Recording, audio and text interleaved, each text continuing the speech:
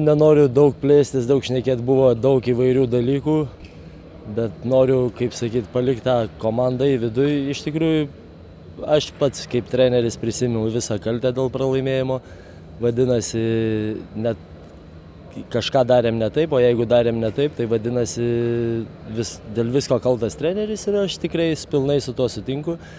Ir galvoju, kad žaidėjai stengiasi, tiesiog netinkamai pasiruošėm rungtynėm. Šiandien galima teigti, kad amerikiečiai nesužaidė taip, kaip iš jų būtų galima laukti.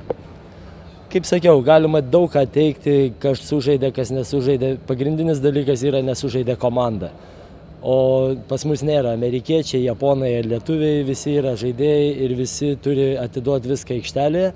Šiandien to nebuvo, kadangi nebuvo, vadinasi, kalčiausias aš, treneris, ir su tuo pilnai sutinku.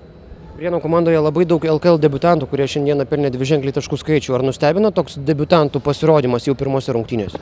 Ne, jų debiutantų pasirodymas visiškai nenustebino. Mane daug labiau nustebina mūsų gynyba prieš tos debiutantus.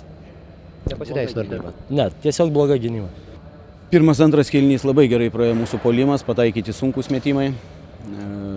Įgyta trečio pradžia, įgyta to persvara dėka. Sakysim, rungtynės kontroliavom ir lygtai jas reikėjo protingai ir gražiai pabaigti, bet patys savo prisidarom problemų.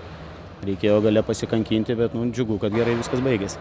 Ar galima teigti, kad varžovai į aikštelę įėjo neįvertindami jūsų ir jūs tuo pasinaudojate? Nežinau, reikėtų su jų treneriu šnekėti. Man atrodo, nemanau, kad mes esam ta komanda, kurios kažkas nevertintų, ypač Prienuose.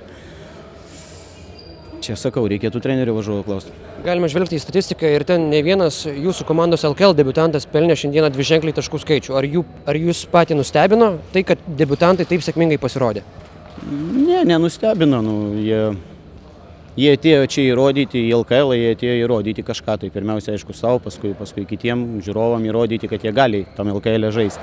Ir man labai džiugu, kad jiem tai pavyko, bent jau šiandien kol kas.